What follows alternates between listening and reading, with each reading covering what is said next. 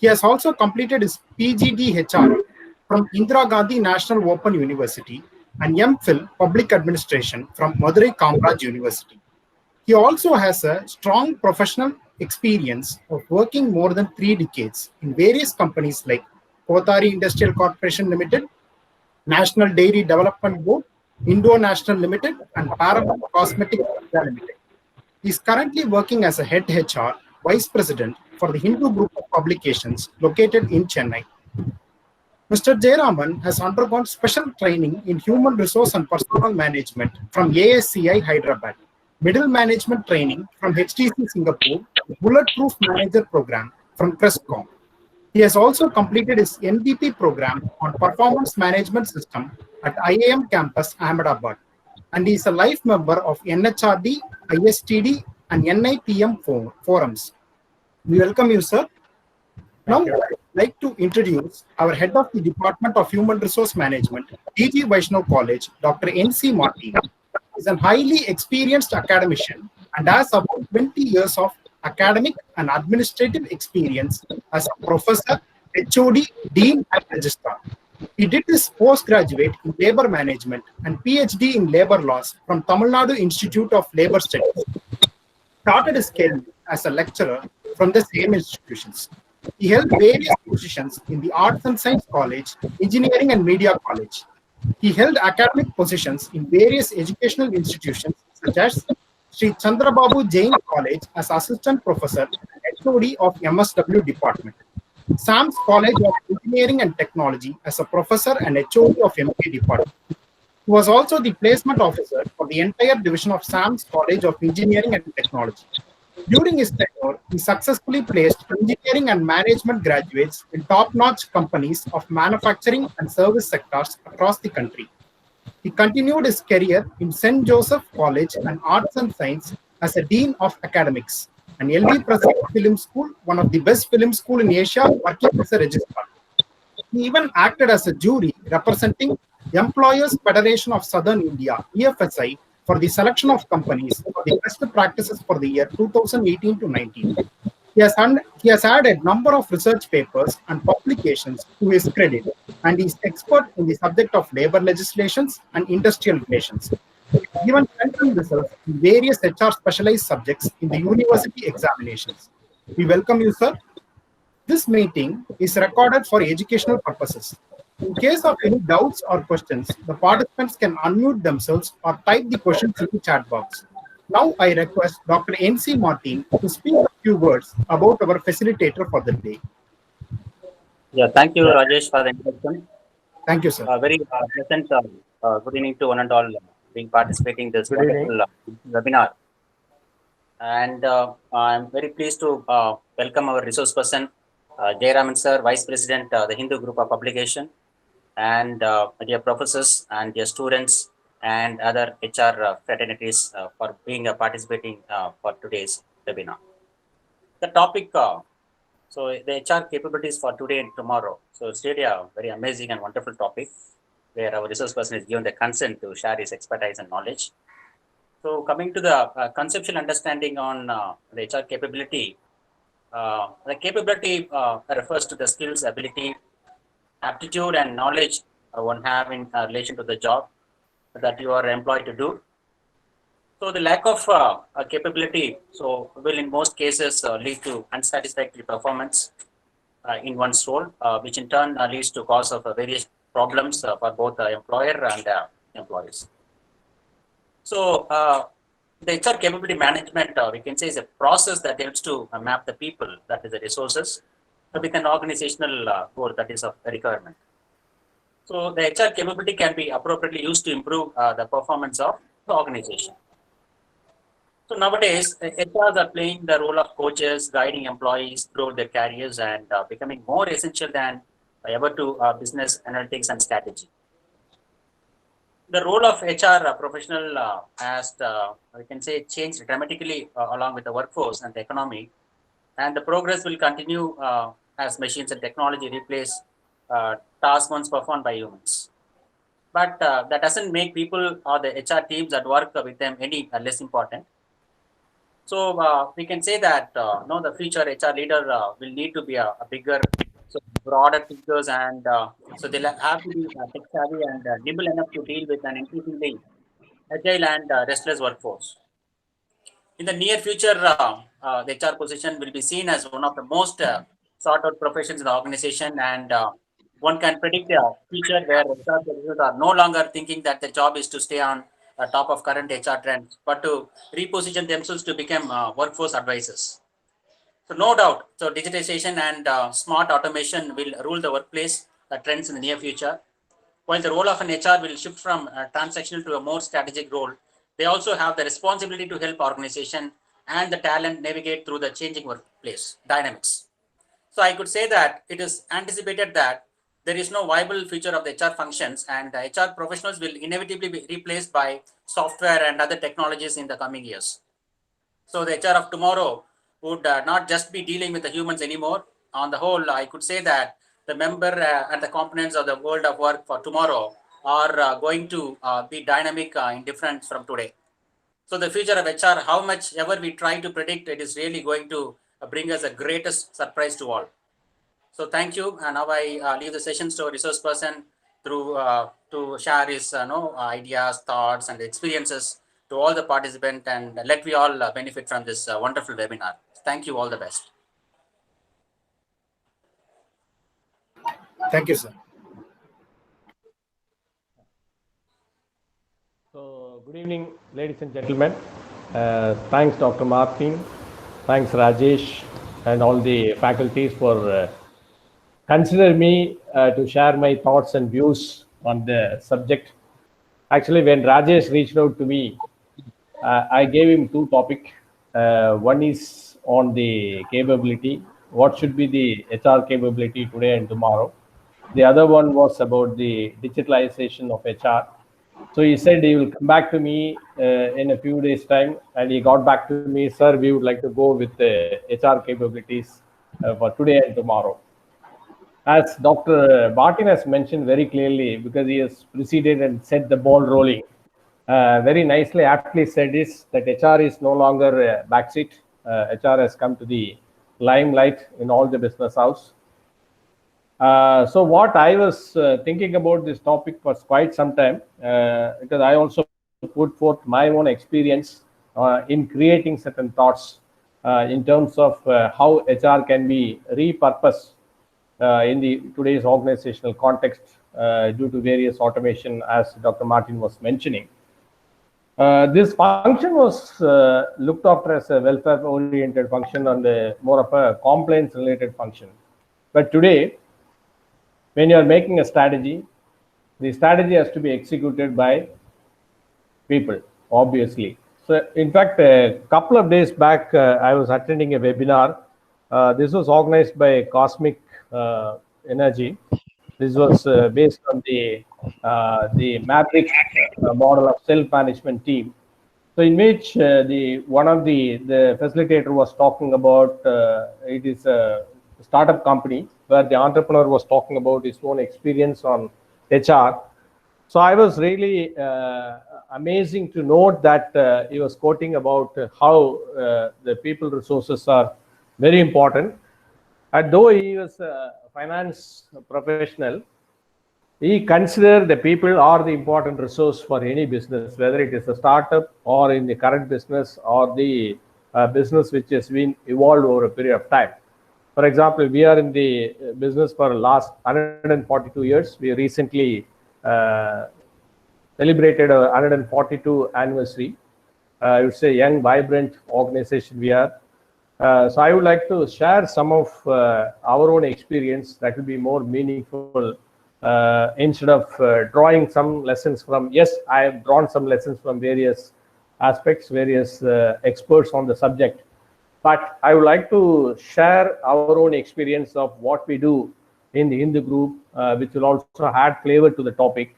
So that's where I said I would like to share my own experience as head of HR for the Hindu group. Having spent about 2 decades in Hindu group, I've seen how the reforms in our company, in our organization has taken place. And I was part of this journey. So that will be quite interesting to share how HR has evolved over a period of time from the inception and as on date. In fact, I would like to quote that we are also using artificial intelligence, and we are also having the several first in the industry in terms of printing technology. We are in the pioneer in the printing technology. As far as India is concerned, several first from the day of inception. In fact, we were the first one to own the aircraft for distribution of papers, and we were the first Indian newspaper to go online in the year 1995, and we were the first one to introduce color in the newspaper. So several things I can go on talk about it, but the idea is how the business is getting transformed or getting changed to the nuances of the current scenario. So having said this context, I would like to share a few thoughts. I would like to share my presentation with this background.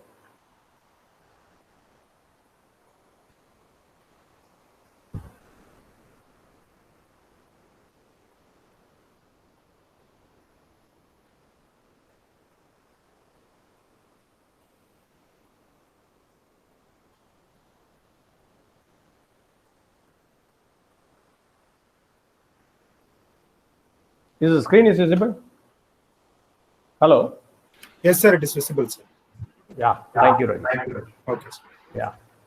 So you could see the part of capabilities which Dr. Martin has summarized clearly. I will also touch upon a little bit of etymology in terms of the capability. And I have also taken a picture with relating to the current context and also the context of how HR has to do the balancing, how HR has to be innovative, and how HR has to be credential oriented, how HR has to be tech savvy. I have not taken the picture just for the sake of relating the topic with the meaningful, and also how we need to be data oriented and how we need to be tech savvy. These are the picture which each of the icons, if you look at it, the pencil and the scale, everything gives you an idea about how the capability is built and going to be built for HR. Having said that context, so what is the game plan for next 45 minutes or 50 minutes is that I would like to take on the roots of HR. Where this root, this is my own pet theory, I would like to share with this, and how business and HR evolved over a period of time. That's the first focus. The second focus area is revolution of technology and how it has impacted the business and how business houses are moving from profit to prosperity and purpose. And what is the new business landscape we are talking about? The third and last phase focus area is how the evolution of work has transformed or has changed, or the work itself has changed and the workforce, and what is the capability audit which needs to be done by HR, and how the HR has to build the capability for managing the tomorrow's workforce and the workplace. So this is my one kind of a concept. What are the roots of HR? This is based on my own experience. I had a strong belief HR has got a strong roots on these four aspects. Maybe much more, it's only according to me. One is it deals with psychology. You all know about psychology. It deals with individual behavior. The second piece is the sociology, which how groups behave in social setup. So that's called social behavior. And the third piece is on the anthropology, which all you know that it deals with the culture, its organizational culture. And the fourth piece is on economics, which includes the demand and supply and also the cost aspect. So labor economics you call it, or HR economics you call it. These are the fundamentally the four roots which all the HR professionals should have a basic conceptual framework to proceed further on the HR profession. This is my strong belief, and I also experienced this when I did my post-graduation in psychology. I found how I can relate to my profession. It was very interesting. In fact, when I did my first MBA program from Madras School of Social Work way back in the 80s, those days there is no computer or anything I have to chase. The first project I did was labor welfare in the textile industry. So it was amazing. I went to the textile industry. I sat with the LWO, labor welfare officer, and met the workman to understand what are their feelings and emotions, what are the systems they are talking about, and various aspects on the welfare measures was talked about.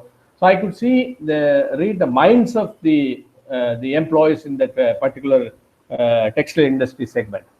So this is how it gives me an idea, or it also deals with the various facets of the human beings in terms of culture, in terms of behavioral aspects. So having said that, I also looked at how the business has got evolved. See, when earlier, if you look at it, way back in 1970s and 1980s, the companies were product centric. All their market share is determined based on the production capacity. For example, the machines will have a 100% product. No one will use the entire 100% capacity. They will move with 60, and they'll year on year they will increase it by 5% or 7% based on the saleability and also the market demand. And then during 80s or early 90s, they moved into the customer oriented. So little bit of research they've done. That's where the concept of product marketing came in. It was not a consumer marketing, it was a product marketing. How do I position? How do I keep my product aesthetics? How do I understand the customer psychographics? These are all little bit business houses started looking in, because slowly the globalization, LPG, you call it as a liberalization, privatization, or globalization was entered into the business. So slowly they started going, okay, how do I retain my customer base? How do I bring my new customer? How do I penetrate the market? How do I retain my market share, etc.? Little bit of customer oriented. I don't say it is a base, but today my salary is paid by the customer. So the companies are looking at what the customer today. Customer has got more choice. For example, you take our own. They've got 2 or 3 paper. Affordability has increased. Number one. Number two, they got more choice. Number three, they're more demanding. So this is where the demographics of customers got changed. So the business also changed to meet the needs of the consumer. Then parallelly, I was looking at how HR has shifted their gears. When the business were in the product centric, it was more of a compliance or welfare oriented. When I said about my project, it was those days was product centric. Then what happened when they moved to customer oriented, HR also a little bit of staffing, because you need a little bit newer roles, very new, few new roles. For example, in my experience, when I was working in International, first time we went for product marketing. So I went to IIM Trichy. Those days, IIM Ahmedabad, I went and we did the campus recruitment, and we hired the product manager. And then we also hired the marketing trainees from various B schools. So slowly the staffing, and we did manpower planning, and we also gone for certain policies and procedure and newer policies and programs to retain little bit, because little bit turnover started increasing. And also we started doing some kind of a training. I don't call it as a upskilling or reskilling. It is more of a training to suit into the what is the needs of the business little bit, and what is the functional skill need to be oriented. So today the HR is moving into the strategic role. That's what Martin was saying about it. So today HR needs to know business, as you say, as he rightly pointed out, less of a transaction, more of a transformation. I would like to please use your chat box and just type in what are the pictures you are seeing in this slide. I have shown you about 4 pictures. Please type out. And Rajesh, I'm not able to see it. Can you just tell me what are the answers given by the audience? Sure, I'll sir. come back to the text part later. First, you go focus on the pictures. There are 4 pictures I given. Please type out what you've seen. There is no right or wrong answer.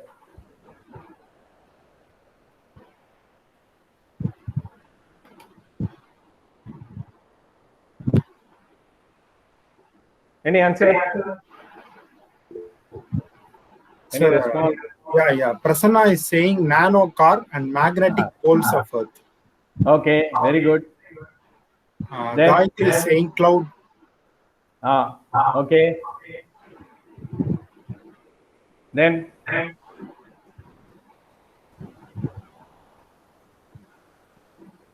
2 more seconds.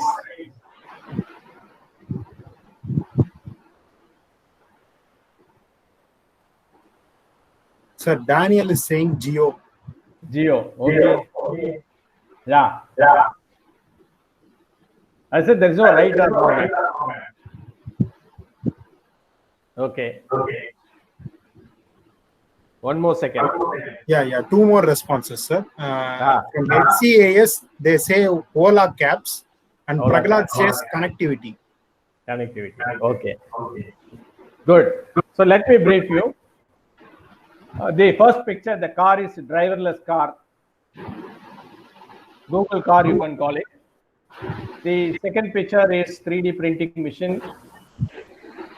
And the third picture you are seeing is IBM Watson computer, which is having high data storage and capacity, which is linked to artificial intelligence.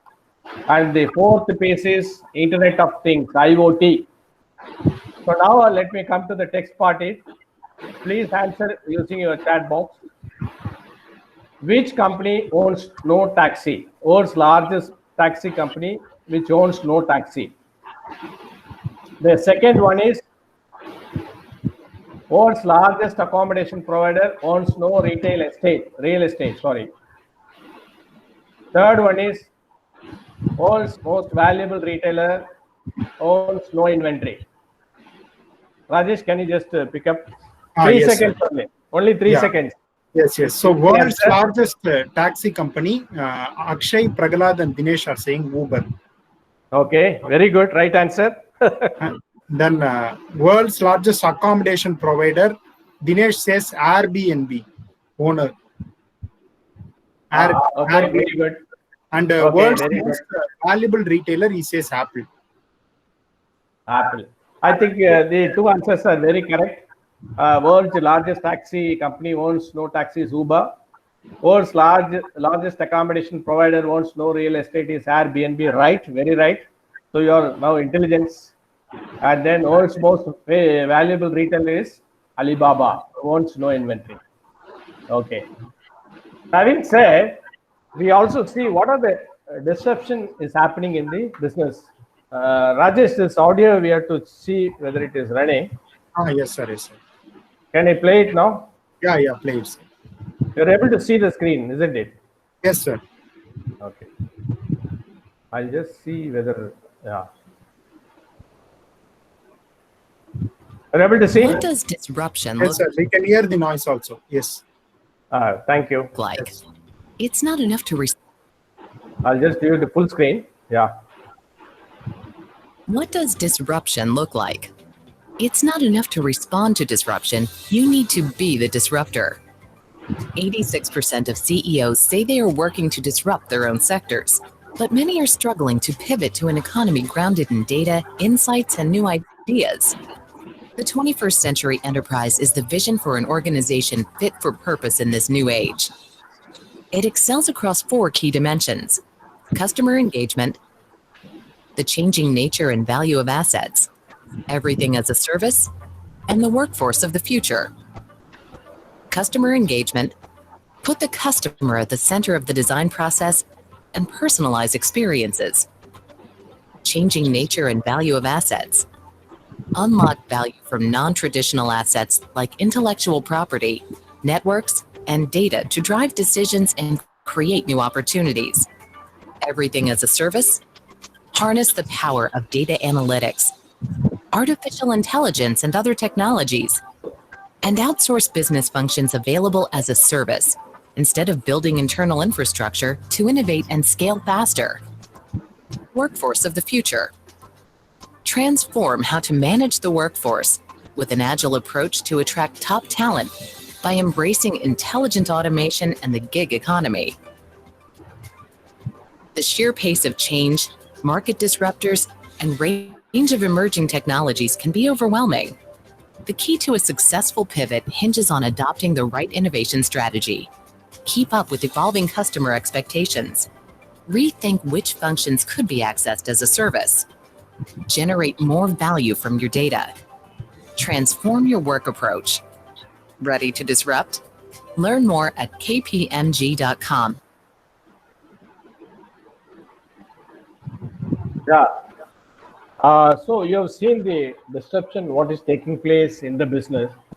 So I was talking about the how a business is changing the paradigm from profit to purpose. Let us listen to Simon Sneak. Simon Sneak is a motivational speaker. He spoke about, some of you would have seen this clip on the purpose. Let us listen to him, what he talks about the purpose.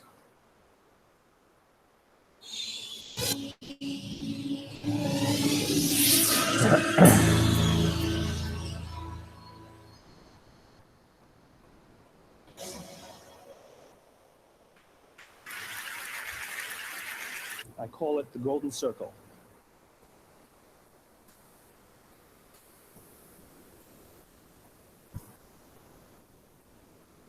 Why, how, what?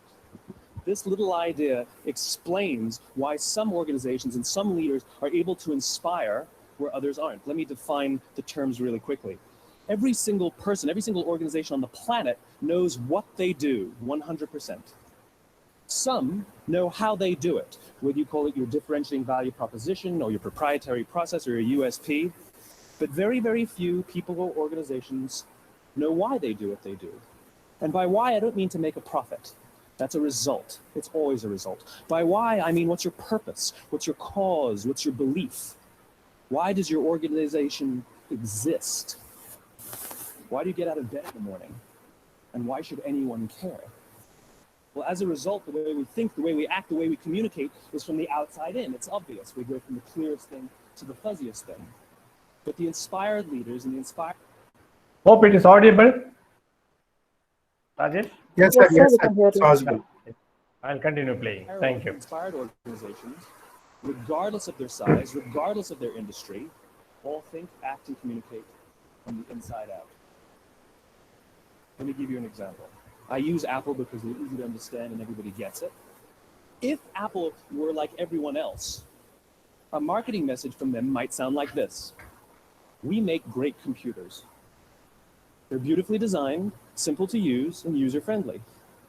Want to buy one? Meh. And that's how most of us communicate. That's how most marketing is done. That's how most sales is done. And that's how most of us communicate interpersonally. We say what we do. We say how we're different or how we're better. And we expect some sort of behavior, a purchase, a vote, something like that. Here's our new law firm. We have the best lawyers with the biggest clients. We have, we always perform for our clients, do business with us. Here's our new car. It gets great gas mileage. It has, leather seats. Buy our car. But it's uninspiring. Here's how Apple actually communicates. Everything we do, we believe in challenging the status quo. We believe in thinking differently. The way we challenge the status quo is by making our products beautifully designed, simple to use, and user-friendly. We just happen to make great computers. Want to buy one? Totally different, right? Be ready to buy a computer from me. All I did was reverse the order of the information. What it proves to us is that people don't buy what you do, people buy why you do it. People don't buy what you do, they buy why you do it. This explains why every single person in this room is perfectly comfortable buying a computer from Apple. But we're also perfectly comfortable buying an MP3 player from Apple, or a phone from Apple, or a DVR from Apple. But as I said before, Apple's just a computer company. There's nothing that distinguishes them structurally from any of their competitors. Their competitors are all equally qualified to make all of these products. In fact, they tried. A few years ago, Gateway came out with flat screen TVs. They're eminently qualified to make flat screen TVs. They've been making flat screen monitors for years. Nobody bought one. And Dell came out with MP3 players and PDAs. And they make great quality products, and they can make perfectly well-designed products, and nobody bought one. In fact, talking about it now, we can't even imagine buying an MP3 player from Dell. Why would you buy an MP3 player from a computer company? But we do it every day.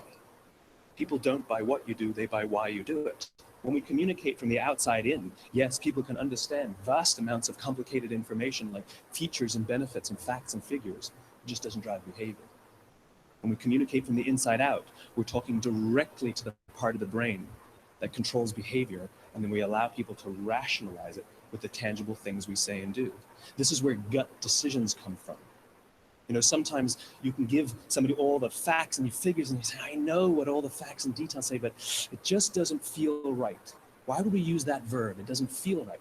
Because the part of the brain that controls decision-making doesn't control language. And the best we can muster up is, I don't know, it just doesn't feel right. Or sometimes you say you're leading with your heart or you're leading with your soul. Well, I hate to break it to you, those aren't other body parts controlling your behavior. It's all happening here in your limbic brain, the part of the brain that controls decision-making and not language. But if you don't know why you do what you do, and people respond to why you do what you do, then how will you ever get people to vote for you or buy something from you, or more importantly, be loyal?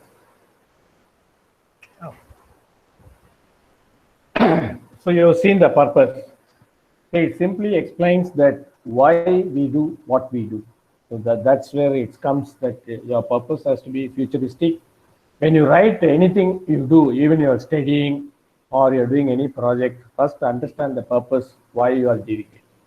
And when you carve this purpose statement, it should be futuristic, it should be very simple, it should be easy to understand by others. If you are not drafting or crafting the purpose clearly, the end result may go for a task.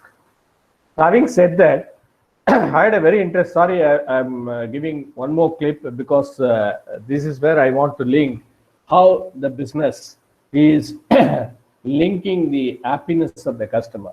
So this clip will be more of a Hindi. I think most of you know Hindi. By viewing it also, those who do not know Hindi, you can understand what the message is trying to convey through this ad clip of Asian Paints. It's only 3 minutes clip. I would like to run through.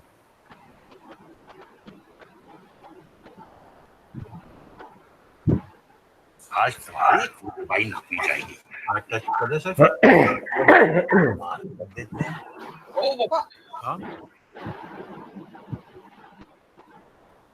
वो खराब हो जाएगी।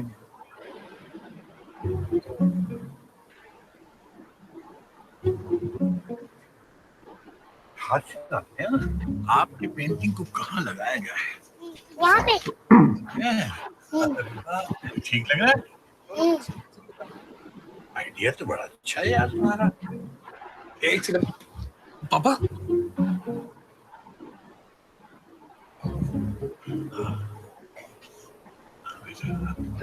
अच्छा, कील नहीं लगाते, इसको यही रख देते हैं, अच्छी लगेगी। ठीक है? चलो। पापा, पापा, हाँ, दीवार।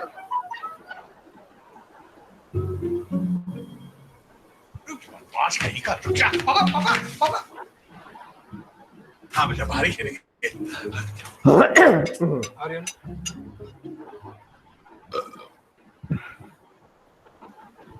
ज्यादा खा लिया लगता है।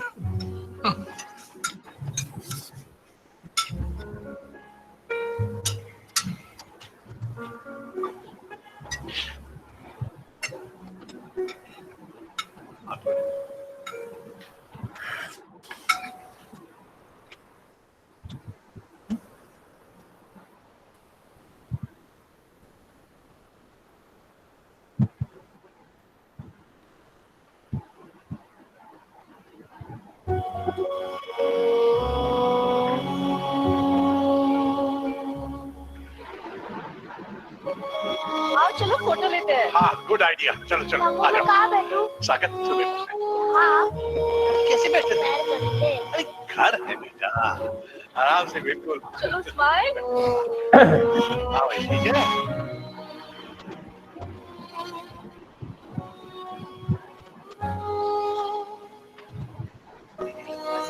3 महीने में बढ़ रही है। चलो, अब आ जाओ, यहाँ से उधर खड़े जा। बात कैसे किया जाए? ये लीजिए। लेकिन बेटा, कोई नहीं पापा।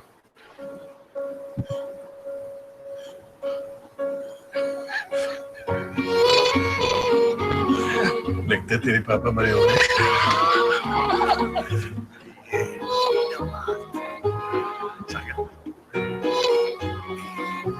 घर का सबसे खूबसूरत डेकोरेशन है उसमें बसी खुशियां। एशियन पेंट्स, हर घर कुछ कहता है।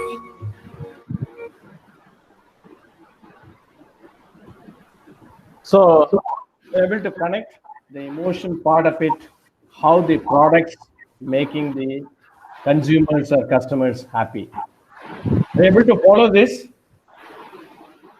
Yes, I sir. want me to give each of the scene some translation version. Hello. Yeah, we can hear you, sir. Okay. So you don't want any explanation, no? It is connected well. Yeah, it is connected well, sir. Okay, thank you. So why I've shown this was, there are two purposes for this. One is that, for example, I went to Kochi to recruit the sales officer from one of the B school in Kochi. So I asked one of the student to appear for an interview, personal interview with me. I told him that I will give you a basket of vegetable, and I will give you a mobile phone, and I will give you the Hindu newspaper. I asked the question, which is, how do you categorize them as durable and perishable? He answered very beautifully. If suppose that student is me as a HR head asking me the question, I would not have given the answer. Pretty very innovative answer he gave me. That was a learning for me. So he said, sir, the basket of vegetable is perishable. You can keep the vegetable, some of them for a week, some vegetable 1 or 2 days, couple of days. And he said, sir, mobile phone is little durable. As and when your purse thickens, you can buy one more mobile based on your requirement and the various features. Or there is no spares available, you have to condemn the mobile, then you have to obviously have to go for buying another mobile. Then he come to the newspaper. He said, very interesting. He said, sir, newspaper per se is highly perishable, sir. It's only a few hours, maximum two hours is the shelf life. But I would like to categorize this into two pieces, sir. What is that? I asked him, sir. One is that newspaper is a waste paper, that is highly perishable. But the content inside is a durable. I said, how you say that? Sir, when I read this, I feel myself happy of having enriched knowledge, number one. Number two, you are making me confident in talking to the learned professionals. And third thing is, you are making me enriched in the society. So you see how he has beautifully linked this question. I said, he will be our future manager. On the spot, I have given the offer. So what I am trying to say is how the products and services of the company need to connect your customer, for which what is the role of HR, what is the capability of HR, how to be there in selecting the right candidate for your products and services, who in turn deliver the good service and happiness to the customer. That's where I wanted to bring this example. So having said that, I was reading I normally read a lot of books, particularly the Alvin Toffler is my favorite author. I read his book sometime back on Future Shock. He was talking about the waves of revolution. So the first revolution, he was talking about the agricultural revolution, which all of you know. And the second was the steam engine kind of a thing, the industrial revolution. Third, people are talking about the knowledge revolution when the IT boom came. The fourth is very interestingly, recently I came across this industrial revolution 4.0, version 4.0. It talks about IoT, Internet of Things, and it also talks about artificial intelligence, and it talks about the augmented reality and virtual reality. Here I just wanted to take a pass. I had been to Sastra University for my personal thing to get some kind of advanced doctoral research for one of my family members. The VC of the Sastra University known to me, so I just approached him and I said I wanted to talk to our chemistry head of the department. Then he told me that why can't you visit our facility completely? He just said that. Then one of the students who took me to their TBT center, the Technology Business Development Center, they have a CEO, Chief Executive Officer, who is in charge of the center. I was really amazed on seeing this kind of infrastructure on this particular TBD. When I entered the room, I saw the Amazon Alexa. I know about how the Alexa works. I know what is this instrument. So I asked the CEO, sir, can I talk to Amazon Alexa? He asked me, sir, how do you know is Alexa? You're a HR guy. I thought you will be asking me all questions of all the instruments available inside. I said, I'm HR guy only, but I also learned from people like you, process of learning. Then he said, sir, you can talk to the Amazon Alexa. I spoke to what is the temperature of Tanjavur. He said 38 degrees Celsius. And then I talked about what are all the hotels nearby, stuff like that. It was answered very nicely. Then I saw a lot of IoT in his room, Internet of Things. And then I was asking, you were saying that how this IoT is helping them to develop further on that.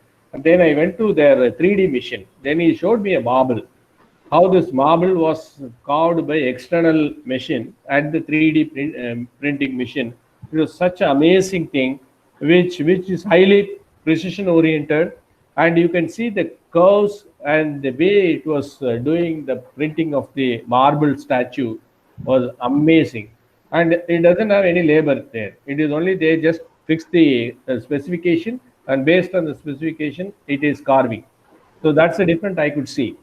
Then I also gone through various aspects of how this technology in today's world making the customer or consumer or business quite differently, how it disturbs. We have seen it.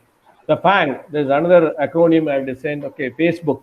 Now you see how Facebook is making our life more engaging, and Apple, Amazon, Netflix. And I also seen how these kind of a thing from the information point of view, when each and everything I was looking at it, digital transformation. What is this people are talking about digital transformation? So what is the role of HR? I was connecting. In fact, we have embarked a digital transformation journey about a year back. So we formed two divisions of digital. One is the digital media. Another one is digital commerce. When I say digital commerce, it is a very exclusive products. For example, we had the Roof and Floor, which is a property portal, which gives end-to-end. You get the entire solution. If anyone have buying the dream house, they can approach our Roof and Floor people. They can help. The other product is STEP, Standardized Test of English Proficiency. Is a business communication product, a digital product, which talks about the 4 skills: speaking, writing, listening. These 4 skills can be done using the artificial intelligence. It will diagnose the proficiency level of the person who is going to take that course. So I've seen how the technology has been evolved and how the digital transformation journey has creeped into each of the business. And the blockchain, you know, it, cryptocurrency, stuff like that, and it is picking up.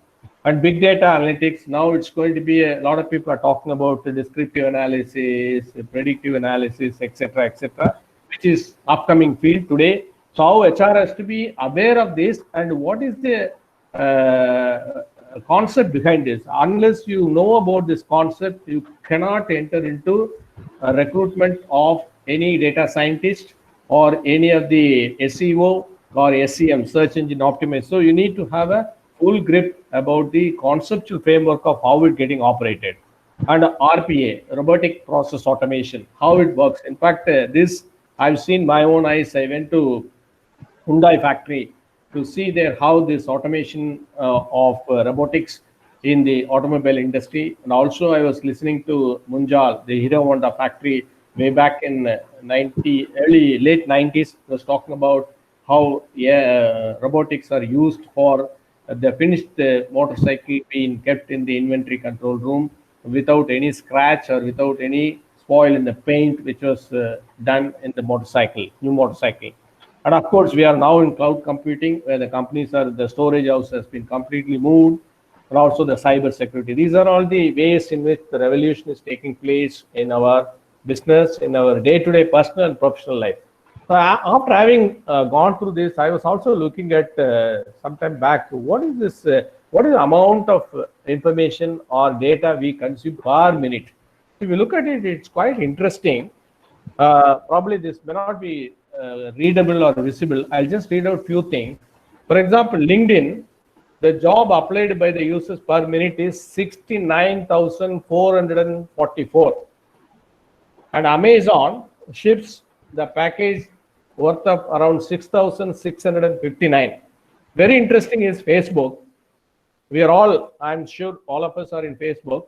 The user shares the messages 1,50,000 messages per minute. This is, and WhatsApp, of course. Just now I sent a message to Rajesh, and we are hooked every day, every minute with my colleagues and my professional colleagues and my personal family members in the WhatsApp group.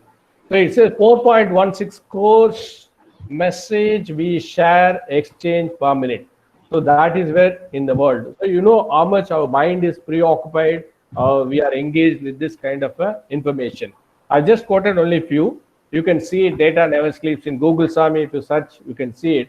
And another interesting I've seen how last year and this year the internet population. If you look at it, 4.3 million people in 2018. It moved to 4.5 million people who are always on the social media or the internet. So that's the range of people expectation, or people are consuming the information and data using the data. The other one interesting, which recently I was just going through, how the drones, which is making disturbance or disruption in the way we do. I've seen the drones was used in some marriages, so it will go around. And mainly, when I study about the drones, it was used in the military for the unmanned areas, what's happening. So where people cannot travel so much, the drones were used as one of the part to what's happening to find out. It is also otherwise called as an unmanned. There is no pilot operated these drones. So if you could see today how it is going to change your business. There are 20 corporations which are going to use the drones, whereby the lot of aspects of your business is getting translated using into drones. For example, emergency response where drones is used, and the agriculture is going to use the drones, and weather forecasting, a lot of things. You can go through it, WWCBI Insights, where I've gone through this. Very interesting insights they are given. For the want of time, I just give you, this is also a $127 billion, according to PricewaterhouseCoopers. They've done the study how this value of drones today in the business. The other one, which some of you or most of you would have gone through, World Economic Forum, which talks about what is this Industry 4.0. Let's see.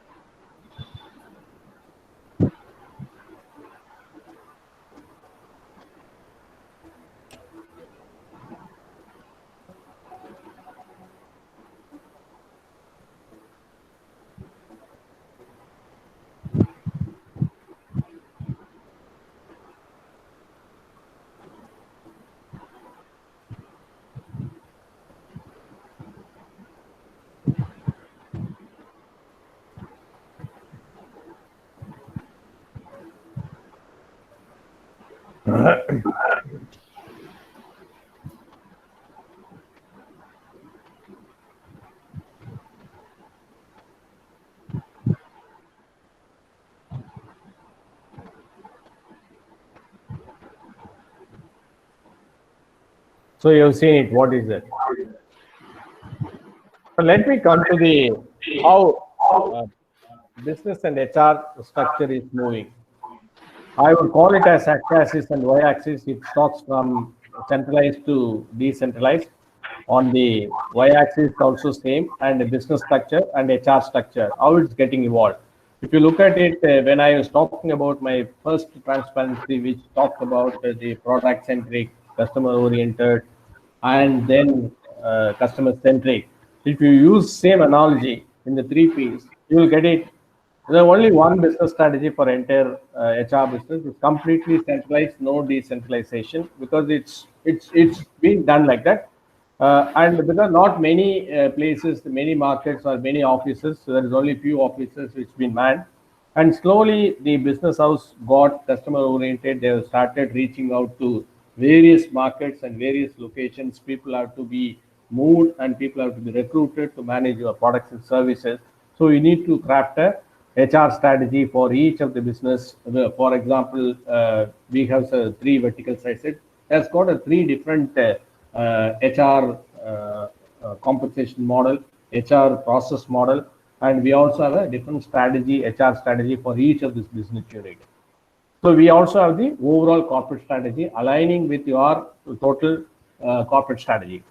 And then people are talking about each business now. Those days we call it as SBU, strategic business unit. Now it's getting evolved and make it as a decentralized.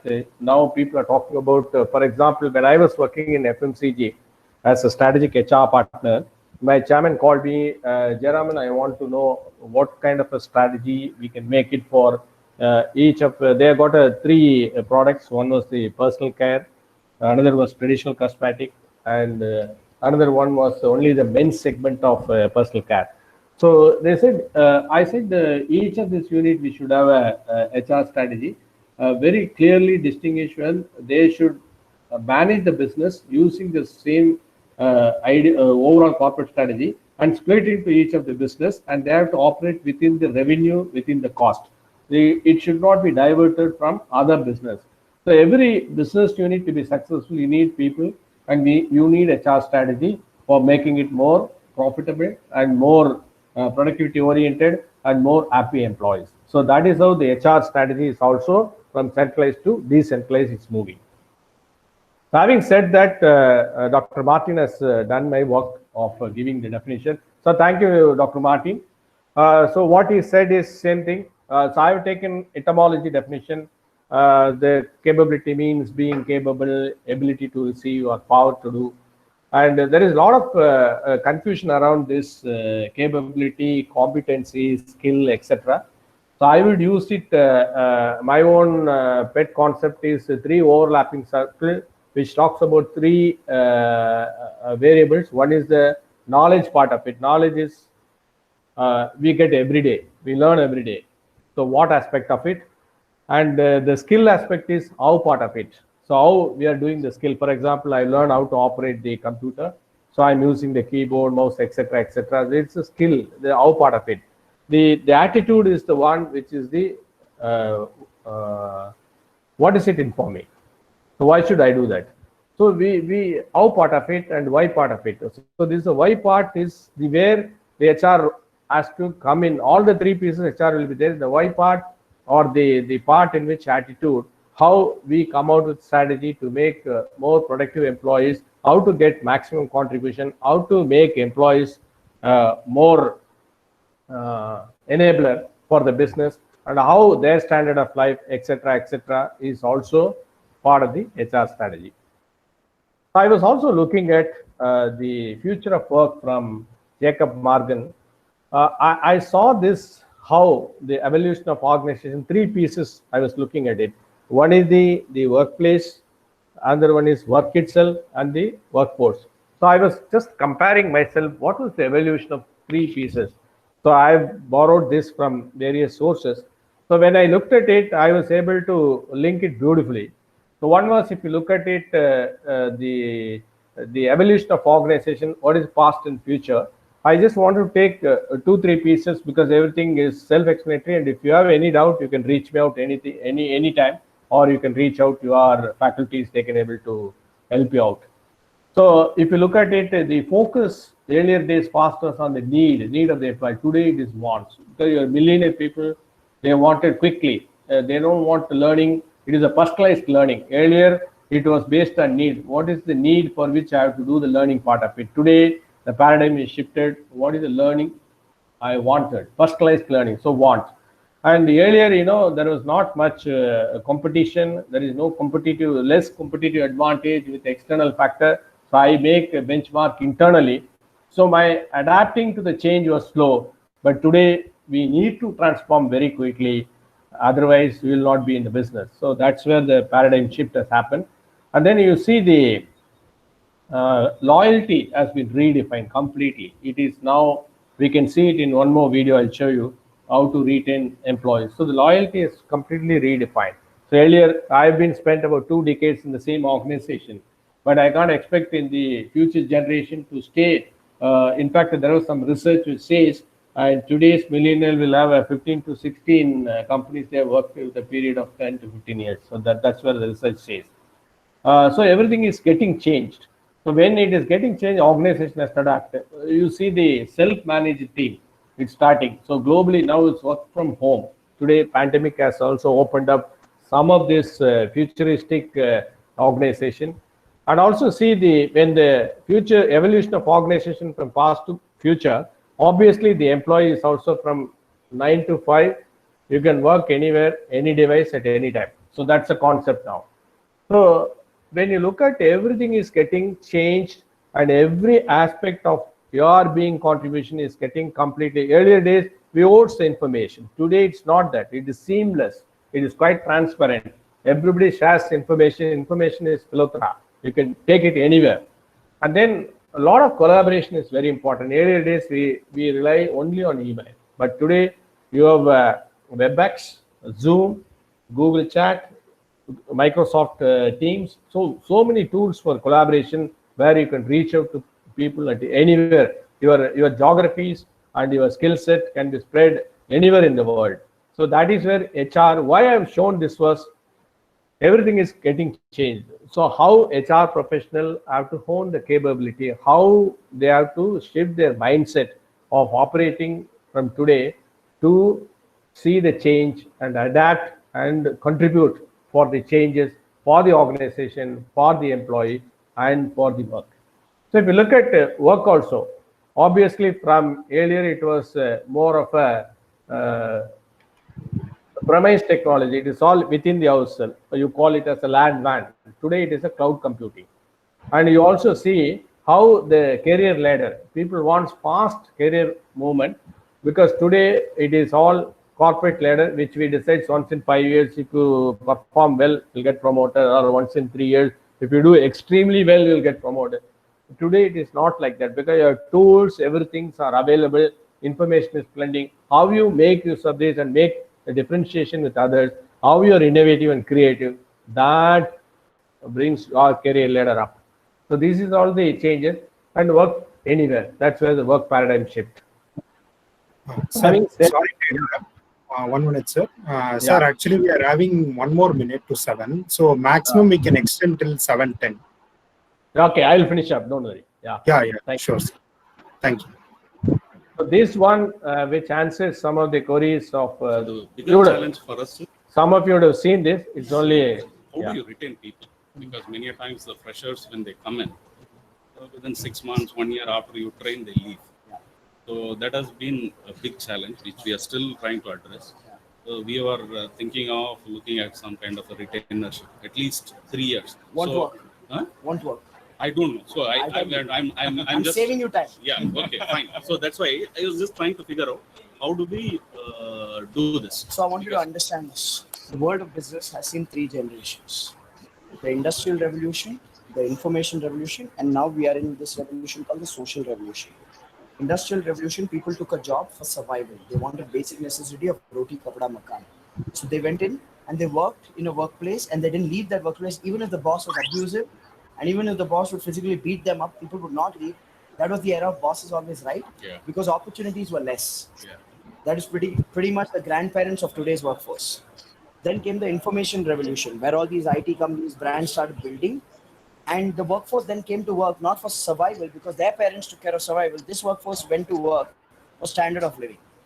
Basically, get a good enough salary to pay the house EMI, the car EMI, children's education loan.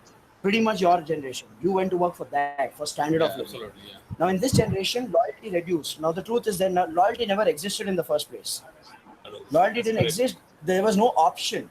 This generation, information revolution, got option. They got a better quality of workplace and they got a better pay, then people would jump a job. right? Now this was the information revolution. Then came the third revolution. After 2008's recession, information revolution died. Today, information is available for free. You can learn coding on YouTube. You don't have to, it's no longer a hidden knowledge. So you need to understand, now we live in a digital revolution or a social revolution where everything is social, which means today's workforce, they don't care about survival. Their grandparents took care of it. They don't care about standard of living. Their parents took care of that. Even the labor does not care about standard of living anymore because even labor has Dish TV and Tata Sky in their house. So if you'll say, I'll cut your pay, or if you'll say, I'll bind you with a contract, they will say, thank you so much, I'm finding another job. Today's workforce needs something else. They want quality of life, not standard of life. Standard of life, parents took care. Today's workforce is thinking quality of life, which means quality of workplace, which means quality of job, quality of environment, quality of role, opportunity, learning, and rewards, all of that. Unless you don't have a mechanism for that, you will always grapple with this retention challenge. So the bigger challenge. Yeah. So next is, yeah. So this is whatever I said, how the transformation of workplace from past to present. And the next piece is, I just want to touch upon how the workplace options and workforce options and workplace options. To look at it, routine automation. You do some of the monotonous job, you need to try to automate. That's happening in the, and then systematic, some of the things where you need to make it systematic year on year, you can do it, and exponential. When you do this exponential, you will know that some of the factors like the dependency and the growth aspect has to be go in with automation. The other one is traditional, because still we are operating manufacturing setup, machine setup. You need to have a traditional workforce. Also, companies going for a hybrid model, both as a digital as well as the traditional workforce, and augmented, where the gig economy, gig workforce is keeping in place. And then the workplace is physical. Yes, still it is physical and digital. Yeah, partly physical, partly digital, and of course, digital workplace where the startup companies are digital. So I'm skipping this, and then I'll move to capability audit. This is very important because this is where the crux of what's the capability you need to build in, or we need to build for the companies for build to build the HR capability. So there are various pieces. One is that what talent we require in order to take care of the business strategy, what speed on which we have to adapt to make this strategy happen, and what is the type of performance we need in order to execute the strategy, and how to collaborate efficiently to increase the efficiency and also leverage the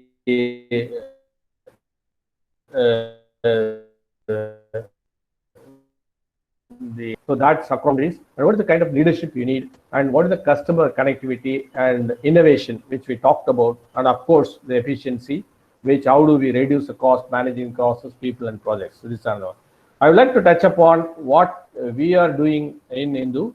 One is that we crafted what is the mission for HR, nurturing excellence. So we have taken into account the entire facet of entry to exit in a model where which will fit into our values, which is very important. So our values starting from authenticity, credibility, and customer focus, social goodness. So how do we link with that, and how to build the capability, and how to make it compensation more attractive, how to give a productive environment. Because our industry is whether rain or shine, we need to print and publish the newspaper and distribute to our readers. So we work on a 361 days in a year, except for close all days. So even in the pandemic, we are operating our press and we are distributing our copies to all the readers. So this is where, so how do we build the culture, nurture the workforce, and how to engage the workforce, how to get newer experience. And based on that, we also came out with the audit. What we have done was, we have done internally what are the aspects we need to look in, and we came out with the capability. We have clearly defined the purpose. What is the purpose we defined?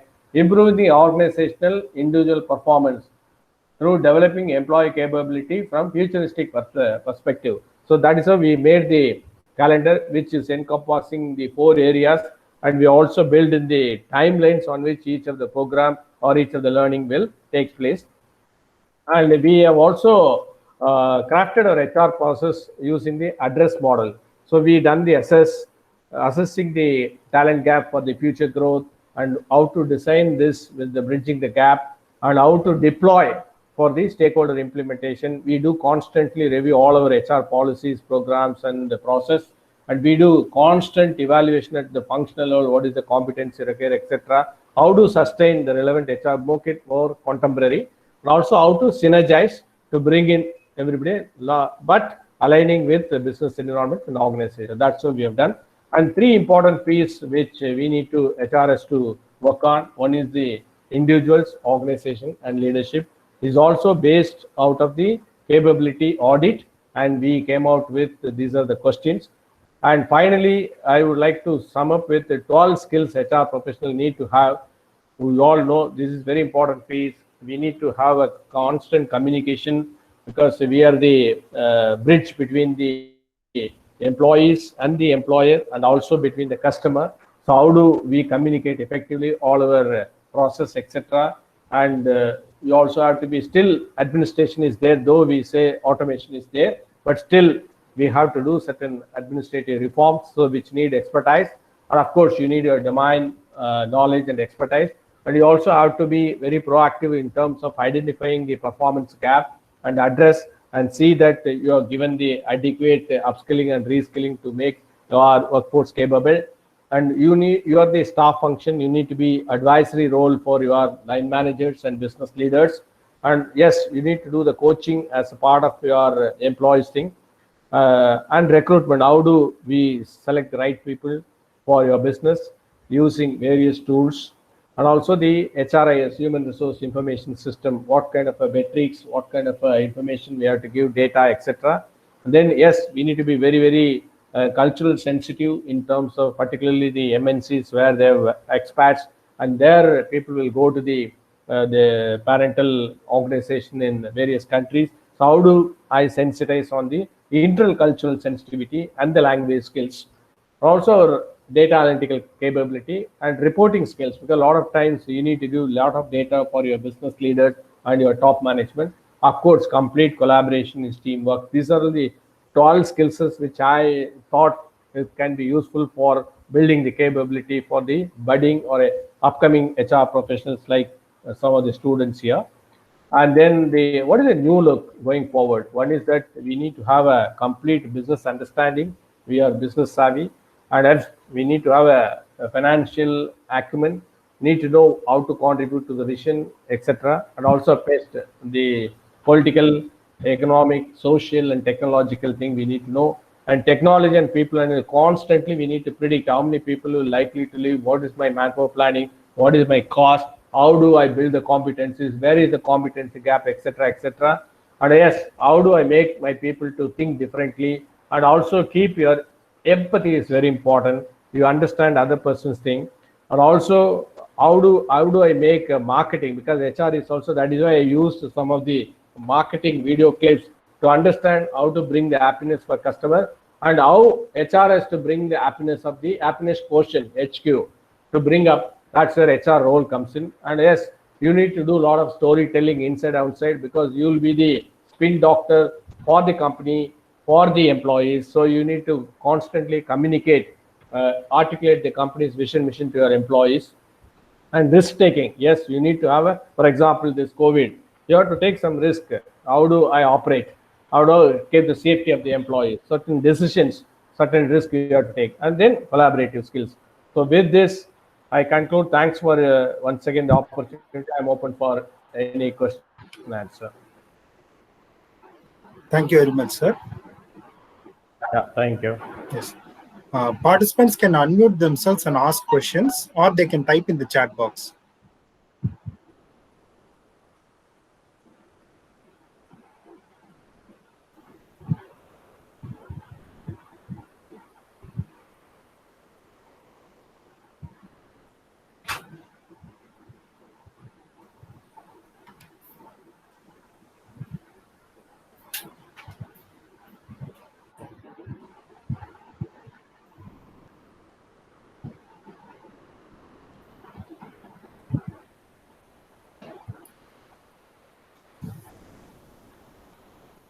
We'll just wait, sir, for one more. Yeah, Yeah.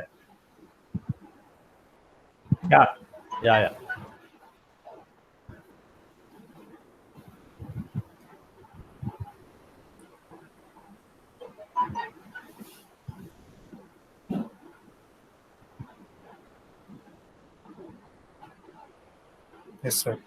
So I don't think there is any questions or doubts. So one person is asking. Can you please I think throw some- light yeah. on loyalty factor of new generation? Yeah, can you please throw Can you light repeat the question, on please? loyalty factor of new generation? Yeah, I told you that loyalty has been redefined in the sense, example, who come with aspirations and challenges. So you can't ask them to stay back because you've seen how to retain employees in the clip. There are three things he was talking about: the safety net, and also how to standard of living, and finally, what they look at it. I don't want to stick to one particular division or one particular company where I get more challenging assignment. Compensation is not the only criteria. People are looking for how my capabilities, how I get my challenging environment, how do I accomplish my challenging project. So many of the companies, the startup companies, can able to give more challenging assignment and challenging project, particularly the companies which is already have got a process and system. Bringing in certain newer challenging aspect will be a challenge for the business. So that is where the restlessness will creep in the youngsters' mind. They would like to take a call where I get more challenging and challenge myself. So that's where the loyalty and challenges are parallelly sync each other. So that's where it get redefined. Hope I answered your question.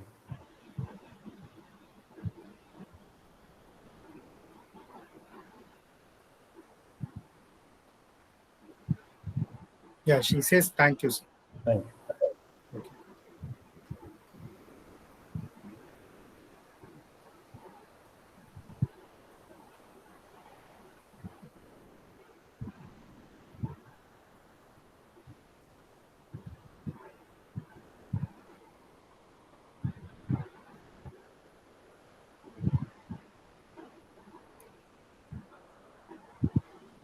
I think there's no more questions, sir. In the Thank chat you. box. Yeah. Either they understood everything or they are not understood anything. They have understood, sir. Thank you. So thanks for the opportunity. Thank you all. Wishing you all Yeah. the very best. So I will render the vote of thanks now, sir. Yeah.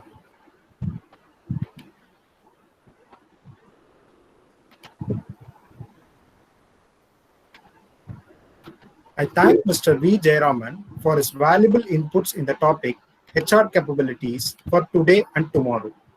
I hope this session helps everyone to know about the HR process and the capabilities which is required for HR in the future.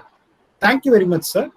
I like to thank our beloved HOD, Dr. N.C. Martin, for arranging this webinar. And I would also like to thank Professor Subatini for her support to organize this webinar. Finally, I extend my gratitude to participants from various professions and also students. Once again, thank you all. Have a nice day. Feedback forms will be posted in the chat box. Participants can fill the feedback forms to receive their e-certificates. Thank you. Yeah. Thank you very much. Thank you, all of you. Thank you very much, sir. Thank you.